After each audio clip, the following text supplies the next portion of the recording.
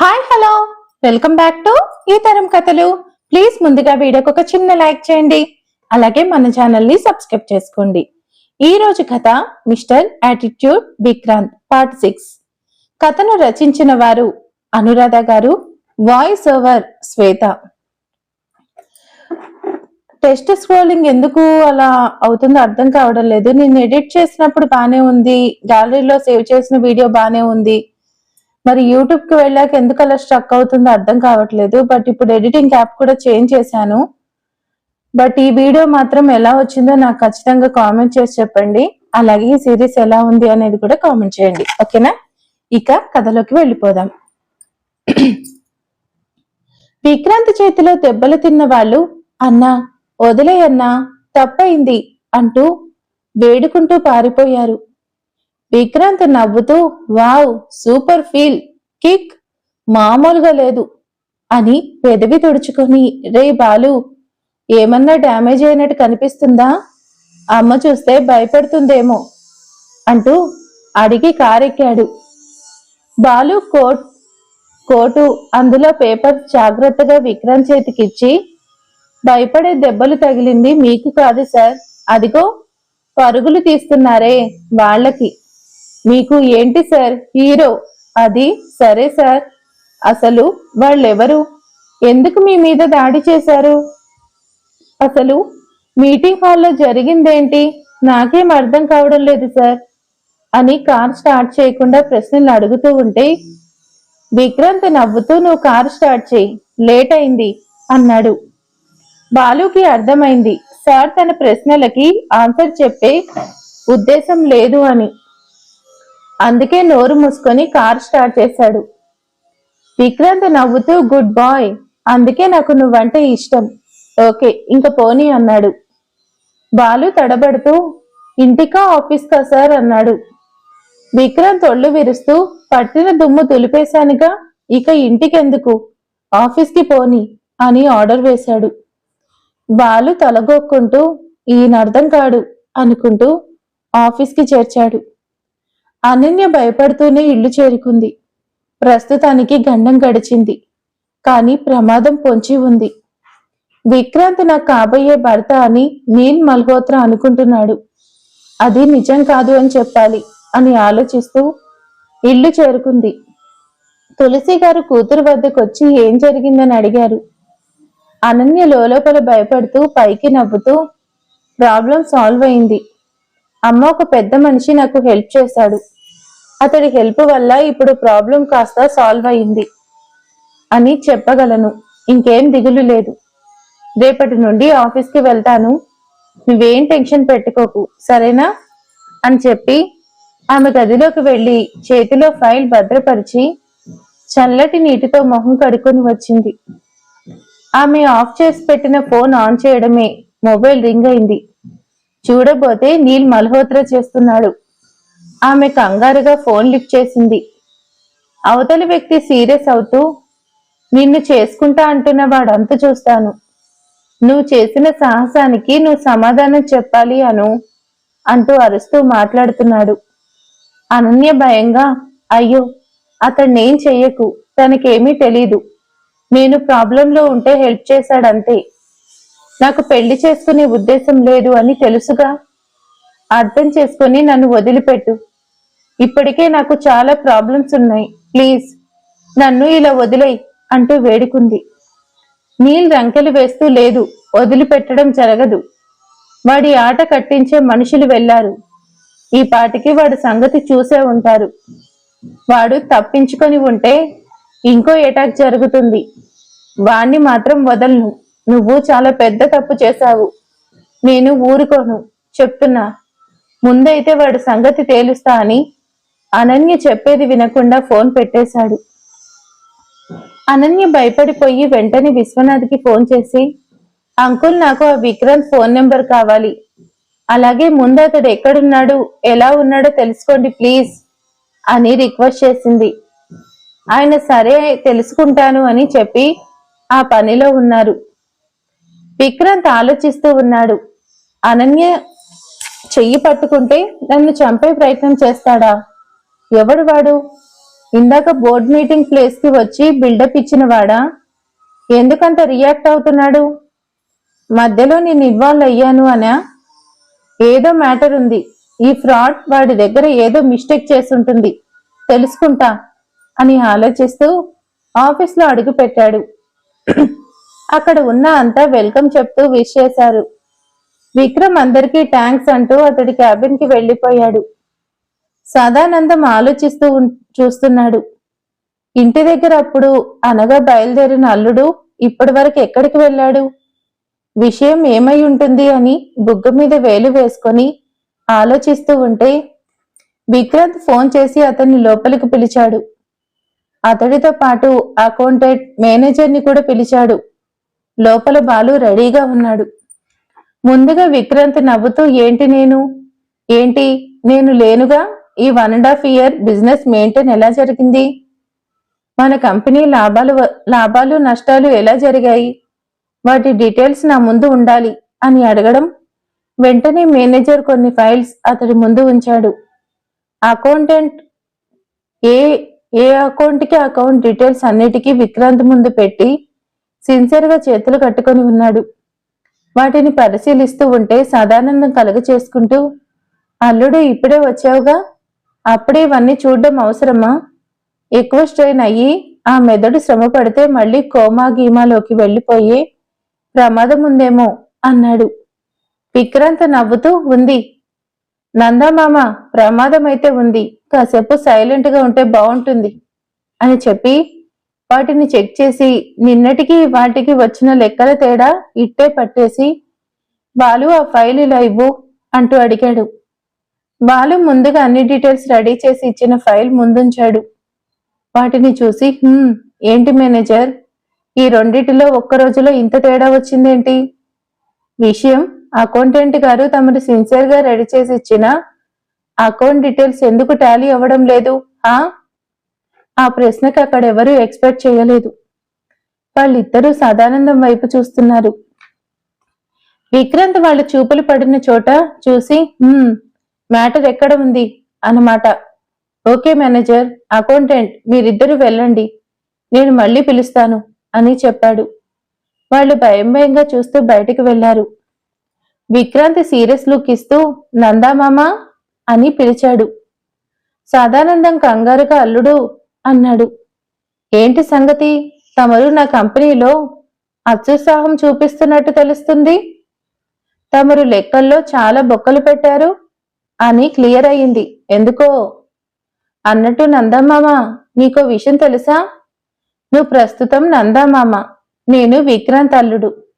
ఈ లెక్కలు తేలకపోతే నువ్వు కంసమామ అవుతావు, నేను మేనల్లుడు కృష్ణుణ్ణి అవుతాను. నువ్వే ఆలోచించుకో. నందమామగా ఉంటావో కంసమామగా పోతావో నీ ఇష్టం. వెంటనే నిన్నటి లెక్క ఇవాల్టి లెక్క ప్రకారం మారలేదంటే నేను చెప్పినట్టు చేసి చూపిస్తాను, ఏమంటావు మామా అన్నాడు. అంతే. సదానందం కంగారుగా, అల్లుడు అంత కోపం ఎందుకు? అక్కడక్కడ చిన్న చిన్న పొరపాట్లు జరిగాయి.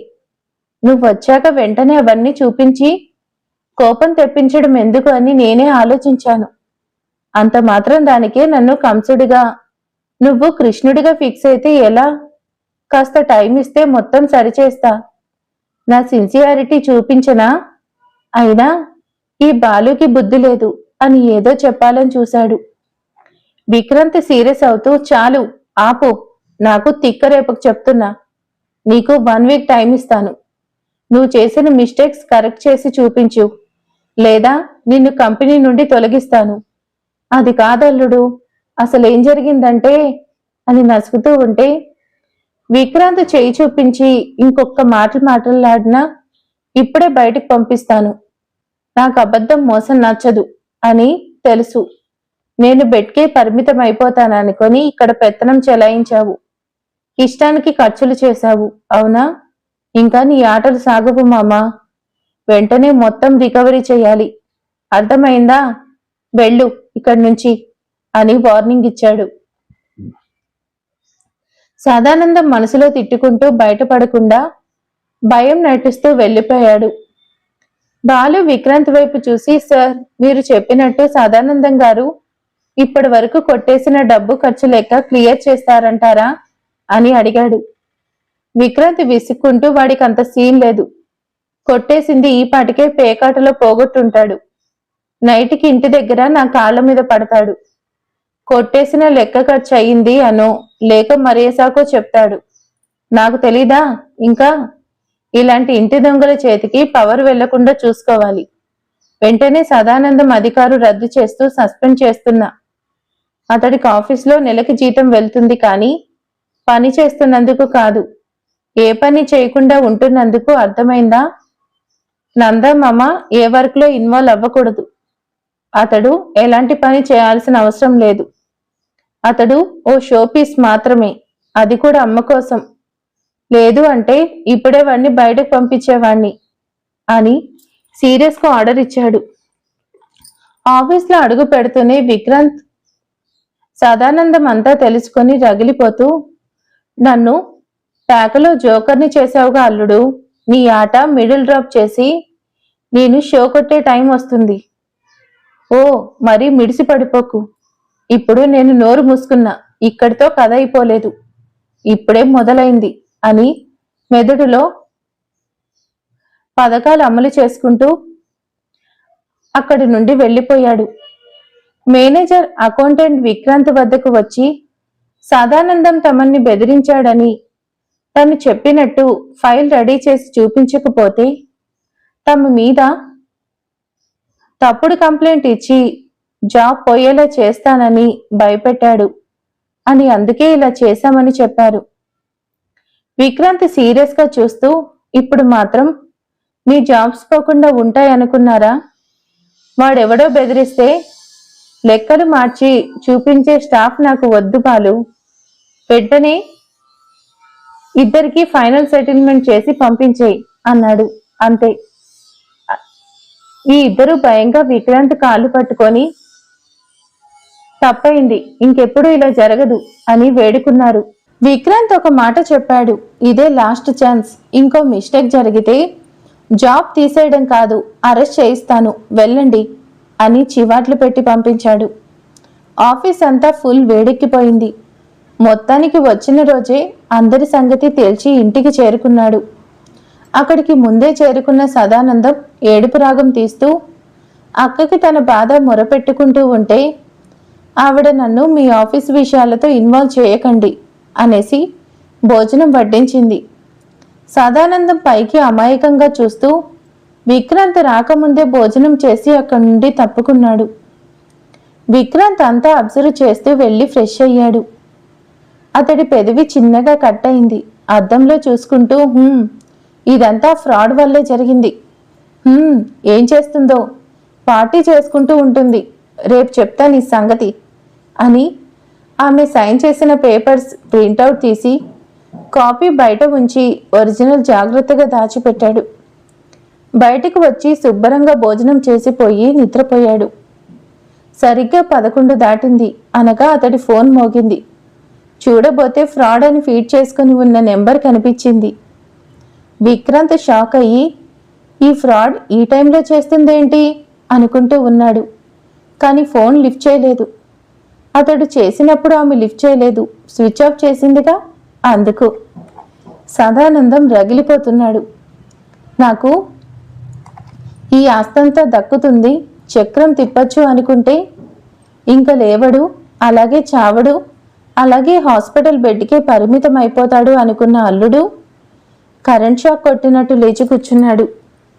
నా కంత్రి అల్లుడు కృష్ణుడంట, నేను కంసుడంట. అంటే నన్ను చంపేంత సీనుందా? నిన్ను చూస్తూ ఊరుకుంటానా?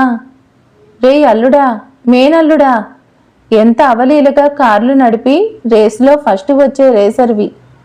మోడల్గా నువ్వే అందరికీ కనిపించి బ్రాండ్ కార్స్ కంపెనీ రన్ చేస్తున్న నువ్వు ఉన్నట్టుండి అదే కార్తో పల్టీలు కొట్టి పచ్చడయ్యావు. పత్తా లేకుండా 1.5 ఏళ్ల హాస్పిటల్ బెడ్కి అతుక్కున్నావు. అంటే అది నా పుణ్యం రా. నువ్వు నా పిల్లల్ని పెళ్లి చేసుకోను అని క్లారిటీ వచ్చేసింది. నిన్ను పైకి పంపించేసి వెర్రి అక్క శోకాలు వింటూ ఆస్తంతా రాయించుకుందామనుకున్నా. నువ్వు చావలేదు, బ్రతకలేదు. నీకో క్లారిటీ ఉండి ఏడిస్తేగా. అప్పుడు కొట్టిన బ్రేక్ దెబ్బకి ఇప్పటి వరకు కోలుకోలేకపోయావు. ఇప్పుడు నన్ను అందరి ముందు ఇన్సల్ట్ చేశావు. ఊరుకుంటాననుకున్నావా? ఈసారి మళ్ళీ లేచే అవకాశం లేని దెబ్బ కొట్టకపోతే అప్పుడు అడుగు అని ఆవేశంగా ఆలోచిస్తూ ఉన్నాడు. అంతలా అతడి మొబైల్ మోగింది. చూడబోతే మాలిని చేస్తుంది. సదానందం ఆశ్చర్యంగా ఫోన్ వంక చూస్తూ, ఇదిప్పుడు ఎందుకు చేస్తుంది ఏంటో సంగతి అని ఫోన్ లిఫ్ట్ చేస్తూనే వాయిస్ చేంజ్ చేసి, చెల్లమ్మ ఎన్నాళ్ళయింది? ఈ అన్న నీకు గుర్తొచ్చాడా? ఏంటి సంగతి ఇలా ఫోన్ చేసావు అంటూ అడిగాడు. ఆవిడ నవ్వుతూ, అన్న చేసిన యాక్టింగ్ చాలు గాని నార్మల్ మాట్లాడు అనింది. అతడు బిక్కమొహం వేసుకుని, అదిగో అదే మరి, ఇన్నేళ్ళకి అన్న గుర్తొచ్చాడా? నేను ఆనందంగా ఆశ్చర్యంగా ఉన్నాను అంటుంటే మాలిని స్ట్రైట్గా, ఇప్పుడు నేను చెప్పే న్యూస్ వింటే మరింత ఆశ్చర్యపోతావన్నా. నన్ను కాదు అని ఆ కమిలిని ఇంటికి పట్టుకొని వేలాడావుగా. ఆ ఇంట్లో ఒక్కొక్కరుగా పోతుంటే మొత్తం నాదే అని లెక్కలు వేసుకొని ఎలా అయినా నీ కూతుర్లలో ఒకరిని ఆ శాడిస్ట్కి ఇచ్చి కట్టి పెట్టాలని చూసావు. కుదరకపోతే పైకి పంపాలని చూసావు. నాకు తెలుసన్నా. కానీ నీకు తెలియని విషయం ఏంటంటే నీ శాడిస్ట్ అల్లుడు ఉన్నపలంగా మేలుకున్నాడు. ఎందుకో తెలుసా? ఒక అమ్మాయి కోసం. ఆ అమ్మాయి ఇచ్చిన ముద్దుకి మనోడు మేలుకొని ఇవాళ అందరి ముందు ఆమెను పెళ్లి చేసుకుంటున్నా అని స్టేట్మెంట్ ఇచ్చి సంతకం కూడా చేసొచ్చాడు. వాడు కనుక పెళ్లి చేసుకుంటే మీరు మూటాముళ్లే సర్దుకొని బయటకు రావాల్సిందే. అప్పుడు ఈ చెల్లెలు ఉంది అని మర్చిపోక, ఎలాగో ఆఫీస్లో జోకర్ని చేశాడంటగా. నీకు చెల్లి మీద ప్రేమ లేకున్నా అన్నగా నీ మీద నాకు ప్రేమ ఉంది అని డైలాగ్ వేసింది. అంతే. అతడు రంకలు వేస్తూ, ఎవత్తది? ఎక్కడి నుంచి వచ్చింది? నేను చూస్తూ ఊరుకుంటాననుకున్నావా? ఎంతవరకైనా వెళ్తాను మళ్ళీ. చెప్పు, ఎవరది అని అడిగాడు. ఆమె రహస్యం చెప్తున్నట్టుగా పూర్తి నష్టాల్లో కూరుకుపోయి గుండెపోటుతో చచ్చిన ఆ రవిప్రకాష్ కూతురు. పేరు అనన్య. నీకు అన్యాయం చేయడానికి వచ్చిన కన్య. చూసుకో మరి. ఇంతవరకు ఈ విషయం ఇంట్లో తెలియదు. రేపు పేపర్లో వస్తుంది. అప్పటి వరకు ఎందుకు లేట్ చేయడం అని నేను విషయం చెప్తున్నా. అన్నా, మరిప్పుడు ఏం చేస్తావో చేసి చూపించు అని ఫోన్ కట్ చేసేసింది మాలిని. అంతే. సదానందం తాగింది మొత్తం దిగిపోయింది. వెంటనే ఆ విషయం ఎంతవరకు నిజం తెలుసుకునే ప్రయత్నం చేస్తున్నాడు. నిద్రలో ఉన్న విక్రాంత్ మొబైల్ అదే పనిగా మోగుతుంది. అతడు కావాలని లిఫ్ట్ చేయలేదు. అయినా అనన్య చేస్తూనే ఉంది. అతడికి విసుగు పుడుతూనే ఉంది. అంతలో ఆమె మెసేజ్ చేసింది. Hello mental fellow, phone lift చేయి. నువ్వు ఎలా ఉన్నావని. అంతే. విక్రాంత్ ఇరిటేట్ అవుతూ ఆమెకి ఫోన్ చేశాడు. వెంటనే ఆమె లిఫ్ట్ చేసి ఏదో మాట్లాడేలోగా, నన్ను మెంటల్ అంటావా? నువ్వే మెంటల్. అర్ధరాత్రి ఫోన్ చేస్తూ విసిగిస్తున్నావు.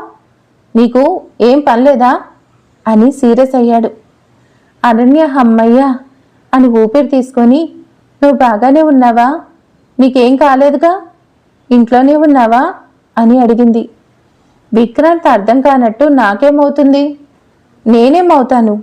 నీకే పార్టీలో ఎక్కువైనట్టుంది. తిక్క ప్రశ్నలు వేస్తున్నావు. ఫోన్ పెట్టు అని కట్ చేశాడు. అనన్య అతడి చిరాకు మాటలు కూడా ఎంతో ఆనందంగా వినింది. నీల్ అతన్ని ఏం చేయలేదు. తను ఇప్పటికీ బాగున్నాడు అని ఊపిరి తీసుకొని, రేపు ఈ మెంటల్కి మ్యాటర్ చెప్పాలి. కొన్ని జాగ్రత్తలు తీసుకొని నడుచుకో, లేదా ప్రాబ్లం ఉంటుంది అని ఆలోచిస్తూ నిద్రపోయింది. సరిగ్గా 2 అయింది. ఆమె మొబైల్ రింగ్ అయింది. అనన్య ఈ టైంలో ఎవరనుకుంటూ ఫోన్ లిఫ్ట్ చేసింది. చూడబోతే విక్రాంత్. ఆమె కళ్ళు నులుముకుంటూ ఫోన్ లిఫ్ట్ చేసి హలో అనింది.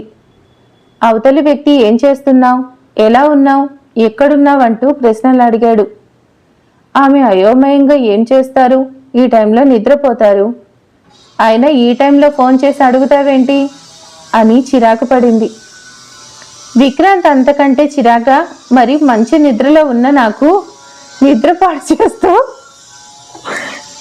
ఫైర్ ఇంజన్లా అలారంలా అదే పనిగా ఫోన్ చేసి అర్థం లేని ప్రశ్నలు వేస్తూ విసిగించి నా నిద్ర పాడు చేసావు. మరి నీ నిద్ర ఎలా పోనిస్తాను? అందుకే పాడు చేశాను. బాగైందా? నన్ను మెంటల్ అన్నావుగా, ఈ మెంటల్ షాక్ ఎలా ఉంది అని అడిగాడు. అనన్య కోపంగా, హేయ్, నీకు నిజంగా మెంటల్, అందుకే ఇలా అర్థం లేకుండా చేస్తున్నావు. సరే అయ్యిందిగా, ఫోన్ పెట్టు అని కాల్ కట్ చేయకపోతే విక్రాంత్ సీరియస్గా చెప్పాడు, నాకు నిద్ర రావడం లేదు. మళ్ళీ నిద్ర పట్టాలంటే స్ట్రాంగ్ టీ కావాలి. ఎవరైనా టీ తాగితే నిద్ర పోతుంది, నాకు మంచి నిద్ర వస్తుంది. ఈ టైంలో ఇంట్లో వాళ్ళని ఇబ్బంది పెట్టలేను. సో నువ్వు స్ట్రాంగ్ టీ చేసి ఇస్తే తాగి నిద్రపోతాను, లేదా నిన్ను నిద్రపోనివ్వను, చూసుకో అన్నాడు. అంతే.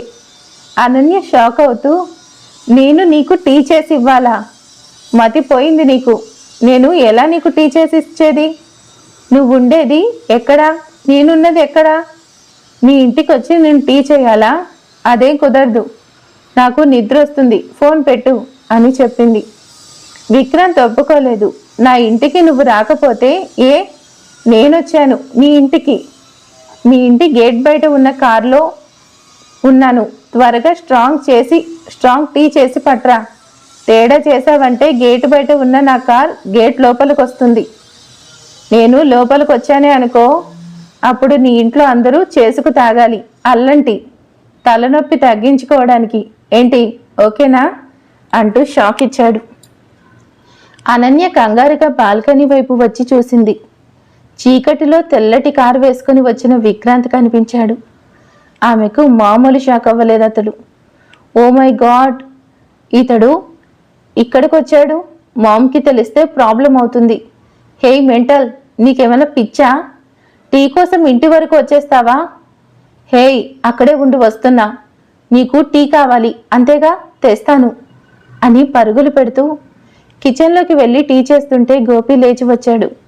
ఏమైందమ్మాయి గారు, ఏం కావాలి అని అడిగాడు. ఆమె స్ట్రాంగ్ టీ చేయాలి, ఎలా చేయాలి చెప్పు అని అడిగింది. అతడు నేను చేస్తాను అన్నాడు. నో, వద్దు, ఎలా చేయాలో చెప్పు చాలు అని అడిగి ఆమె చేస్తూ ఉంది. అనన్య కంగారులో మొబైల్ కట్ చేయలేదు. ఆమె మాటలు విక్రాంత్ వింటున్నాడు. అతడికి ఫుల్ ఈగో సాటిస్ఫై అయింది. అలారా దారికి అనుకున్నాడు. అనన్య 5 నిమిషాల్లో టీ రెడీ చేసి మగ్లో పోసి కప్ ట్రేలో పెట్టి టీ సెటప్ అంతా రెడీ చేసి పట్టుకొని బయటికి వెళ్తుంటే గోపి అర్థం కానట్టు చూస్తున్నాడు. ఈ అమ్మాయి గారు ఇంత రాత్రి వేళ టీ చేసి పట్టుకు వెళ్తున్నారేంటి? ఎవరొచ్చి ఉంటారు అని చూస్తుంటే ఆమె గేట్ బయటకు వెళ్ళడం కనిపించింది. అక్కడ సెక్యూరిటీ నిల్చుకొని సెల్యూట్ చేస్తూ ఉంటే పక్కకి పో అని చెప్పి విక్రాంత్ కార్ దగ్గరికి వెళ్ళింది. అతడు కారు దిగి కారుకి ఆనుకొని స్టైల్గా చూస్తూ ఉన్నాడు. అనన్య నిద్రమోహంతో అతన్ని చూస్తూ ఇదిగో టీ, తాగేసి పో అంటూ ఇచ్చింది. విక్రాంత్ డౌట్గా ఏంటి ఒక కప్ తెచ్చావు? ఇందులో ఏదైనా కలిపి ఉంటే ఎలా తెలుస్తుంది? నువ్వు తాగితే నాకు నమ్మకం వస్తుంది, కాబట్టి ముందు నువ్వు తాగు అని అతడి కప్లో టీ సాసర్లో పోసి ముందు తాగు అన్నాడు. అనన్య ఇబ్బందిగా నిన్నేమైనా చేయాల్సిన అవసరం నాకేంటి మిస్టర్? అయినా అంత నమ్మకం లేని వాడివి నన్నెందుకు టీ చేయమన్నావు అని అడిగింది.